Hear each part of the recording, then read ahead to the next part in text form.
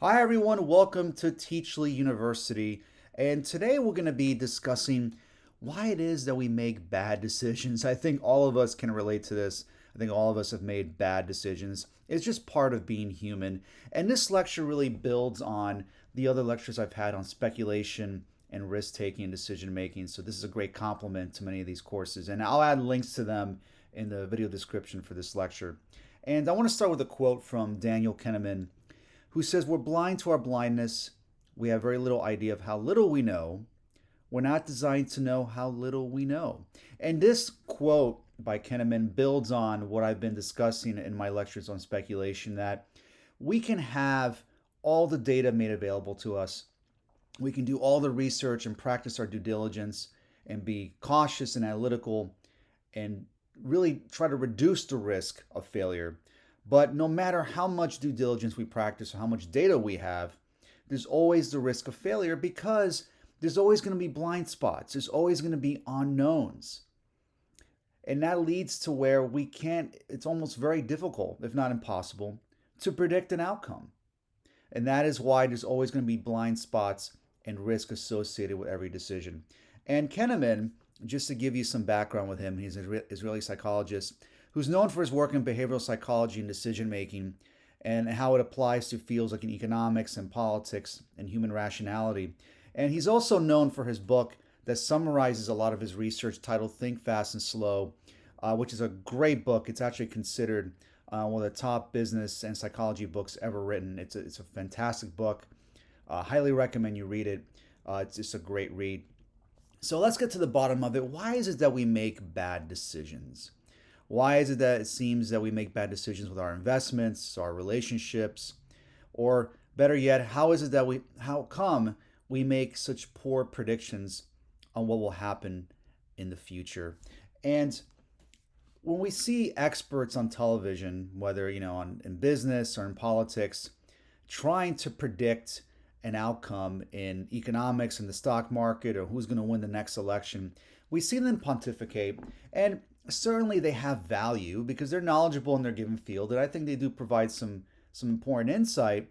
But more often than not, a lot of these experts are wrong. They're wrong. Why is that? Why is it that their judgment is not always accurate? Well, Kahneman discusses this, and he uses a term called noise, which is actually the title of his new book that recently came out as of the making of this video. And Kennan and his colleagues define noise as variability in judgments that should be identical.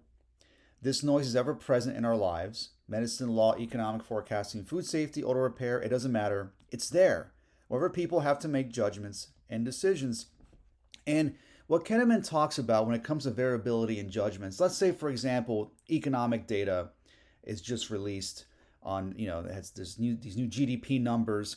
And you can take various economic analysts and forecasters, and they'll have various judgments and opinions on that very same data. They don't have the same viewpoint or judgment as it relates to that data. And I think that's what Kennan talks about, is that there's all this noise where we get all these various opinions that perhaps don't lead to very good outcomes or don't lead to good results or predictions. And also, we all have preconceived notions about the world around us. And often we let this bias impact our decisions that can lead to inaccurate and poor results. All of us have bias and opinions that can influence our decisions and our ability to predict an outcome. And it's this bias that can give us this very warped, narrow view of the world. And I think that's what hurts a lot of experts, is that experts are very knowledgeable in one very specific field, but oftentimes they fail in looking at perhaps unrelated fields or ideas that can give them new insights that can help them make more accurate predictions and help them make better decisions. And though we have a tendency to overestimate our abilities, and actually I want to touch on this, experts, and including ourselves as individuals, we tend to overestimate our ideas or abilities. And that can give us an overconfidence where we can make mistakes, where we think we know a lot more than we do, or we don't see these blind spots that I was talking about. But on the flip side of that coin, more often than not, we underestimate our abilities and over rationalize our decisions, leading to indecision and frustration. And all of us have been born in an imperfect world where over time we develop self limiting beliefs. And it is these self limiting beliefs and this poor self image of how we view ourselves that can lead us to make poor decisions because we make half hearted attempts in making decisions and solving problems that lead us to very poor results. So oftentimes we tend to underestimate our abilities when it comes to decision making. And David Bohm, who was a physicist who actually collaborated with Einstein, he wrote a great book called Thought as a System. And he says that to begin with, thought is not a fresh, direct perception. It is literally that which has been thought the past, carried forward into the present. It is the instantaneous display of memory, a superimposition of images onto the active, living present. On the one hand, this memory is what allows us to perform even the simplest tasks, such as getting dressed in the morning. On the other hand, memory is also responsible for various aspects of fear, anxiety, or apprehension. And this is another problem we have when it comes to making predictions and decision making, is that more often than not, we're looking in the rearview mirror when it comes to making decisions. More often than not, we make decisions based on the experiences of the past. So it becomes much more difficult, as Bohm says, to create new perceptions or fresh perceptions of the world. We keep thinking and acting in the same way that leads to the same decisions and same results. And this is, again, where I think experts, they fall into this trap because they have a hard time developing direct or fresh perceptions because they think in this very narrow corridor, again, where they never stop perhaps and look at unrelated ideas or insights. And it's also one thing we have to consider too is that memory is very unreliable. And in fact, sometimes we get anxious or apprehensive or fearful of a memory of an experience that never even happened. That's how faulty our memories can be. And this is another reason why we have a tendency to make poor decisions.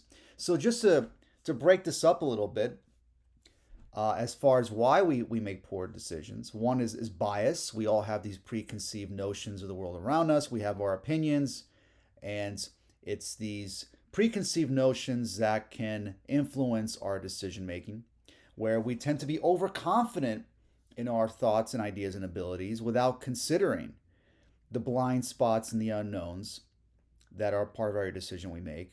And then we have the lack of confidence, where we don't have confidence in our abilities and the optimism to solve problems, or to have confidence in our abilities where we can use these deeply rooted mental faculties, this higher version of ourselves that we can tap into to create new opportunities and experiences. And then also there's poor perception based on past experiences, as I mentioned in the previous slide, that our memory can be very faulty. And oftentimes we make decisions based on the experiences of the past. And the reason, more importantly, we make poor decisions is because it is difficult to predict the future. Whether it's the stock market or political elections, none of us know for sure what the future has in store. And again, experts, make a living trying to predict the future. And let's face it, we can't predict what's going to happen. We don't know what's going to happen in the stock market next month. We don't know who's going to win the next, presidential election in the midterms. We have no idea. And anyone who says that they're absolutely sure of what's going to happen is trying to sell you something, and more than likely they are. So it's very difficult to predict the future, and that's part of interacting in these complex systems, like in economics or in social relationships.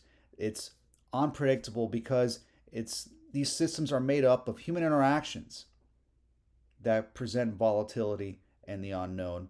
So how can we then make better decisions? How can we make better decisions so that we can get better results? And the first thing is that we have to be aware of the bias that we have. We all have opinions, and we have to consider that when making a decision. We all have our bias, and we have to consider that are the opinions that we have or the beliefs that we have about ourselves and the world around us even accurate? We have to raise some of these questions so that we can get better answers. But then we also have to have confidence in our abilities, but recognize that you can still be wrong. You want to have confidence in yourself and be willing to make mistakes.